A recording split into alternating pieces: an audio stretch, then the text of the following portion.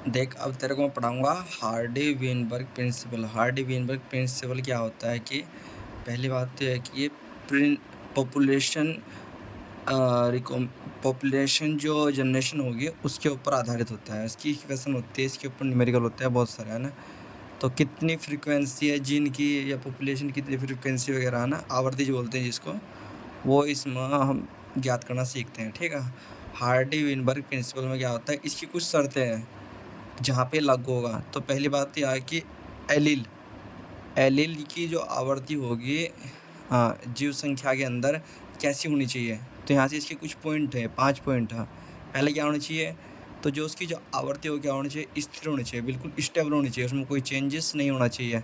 और एक पीढ़ी से दूसरी पीढ़ी पर जो उसकी जो एलील की जो फ्रीक्वेंसी होगी वो क्या रहती है, हमेशा कांस्टेंट रहेगी, है ना? फिर लार्ज साइज पॉपुलेशन होनी चाहिए, यानी बहुत बड़ी जनसंख्या होनी चाहिए, है ना? बहुत सारी पॉपुलेशन होनी चाहिए, ठीक।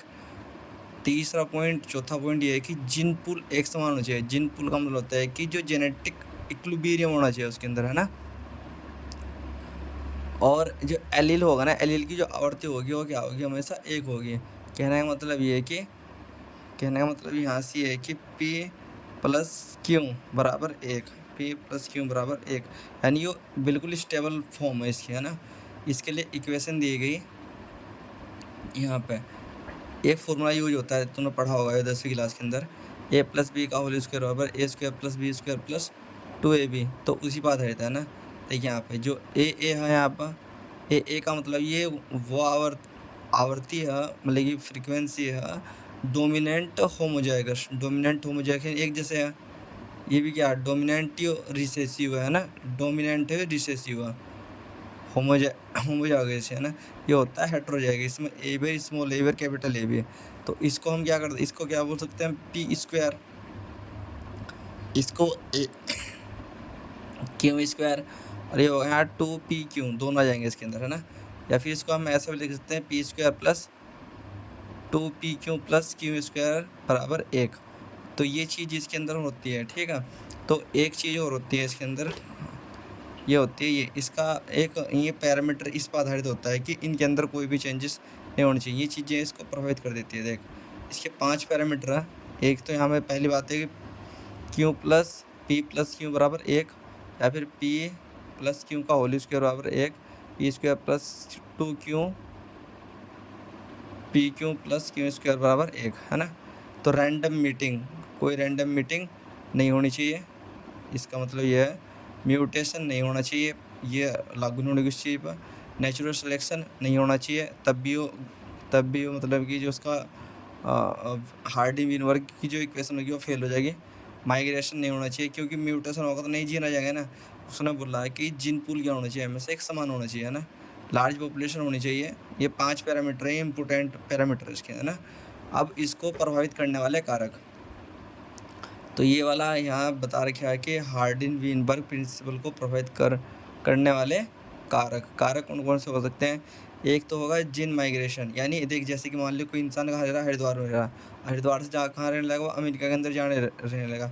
तो क्या होगा, मान लो जिन यहाँ से क्या थे, ए और बी भी थे, मतलब ए और बी भी थे, तो इसको क्या होगा, यहाँ से जिन ट्रांसफ़र हो जाएगी, यानी यहाँ पर कमी हो जाएगी। तो कहना मतलब यहाँ से कि वहाँ पर जिन का माइग्रेशन होगा, है ना, जिन फ्लो हो जाएगा एक तरीके से, है ना?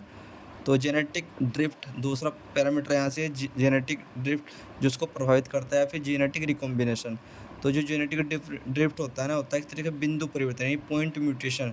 छोटा परिवर्तन होता है, बाई चांस होता है, अचानक से। ये अचानक से होने वाला क्या होता है, परिवर्तन होता है, ठीक है? और जेनेटिक रिकॉम्बिनेशन होता है, बड़ा परिवर्तन होता है। यह परिवर्तन कब होता है, जब क्रॉसिंग ओवर होती है ना। क्रॉसिंग ओवर तुमने देखा होगा, पैकेटीन उसमें जब सेल साइकिल बढ़ाते हैं तो पैकेटीन वाली स्टेज पे क्या होते हैं, क्रॉसिंग ओवर होती है वहाँ से, है ना? तो इसमें क्या होता है, इसमें फिनोटाइप बदलते हैं, ठीक है? चौथा पॉइंट है इसका जो इसे प्रभावित करता है हार्डिन वीरबर्ग प्रिंसिपल को, ये होता है म्यूटेशन। तेरे को पता होना चाहिए कि म्यूटेशन जब होगा तो बहुत ज़्यादा हो जाएगा, है ना? तो जब लाभकारी परिवर्तन होगा, से लाभकारी भी हो सकता है, हानिकारक भी हो सकते हैं। परिवर्तन से फिनोटाइप बदलता है और कुछ जनरेशन तक चलता है। यो लाभकारी परिवर्तन से फिनोटाइप बदल जाएगा उसका, और कुछ जनरेशन तक ही चलेगा, है ना? 4 हो गया।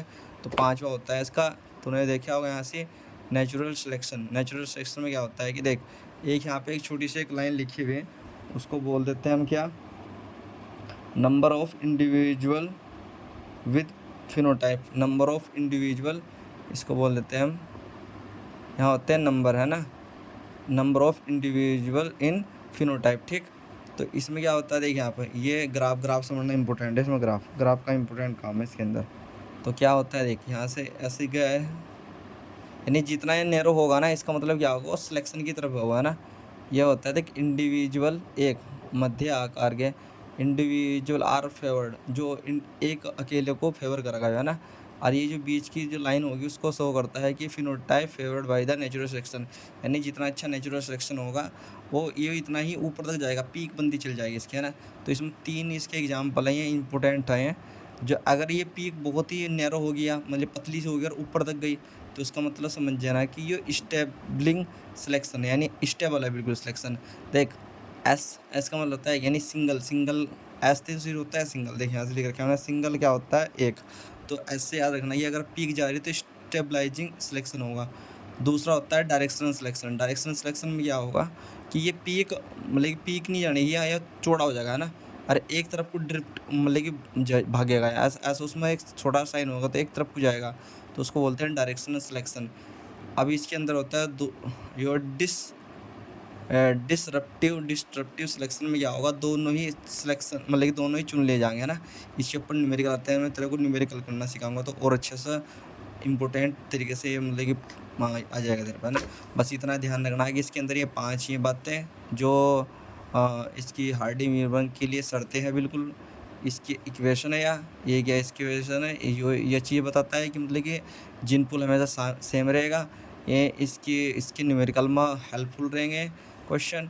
और ये वह है जो इसको प्रभावित करते हैं, migration, genetic drift, recombination, mutation और नेचुरल सिलेक्शन। ये 5 चीज़ें नहीं होनी चाहिए बिल्कुल भी, ठीक है, और 5 चीज़ें होनी चाहिए उसमें, है ना। तो इसको इम्पोर्टेंट तरीके से याद करना, मैं तेरे को न्यूमेरिकल कराऊंगा।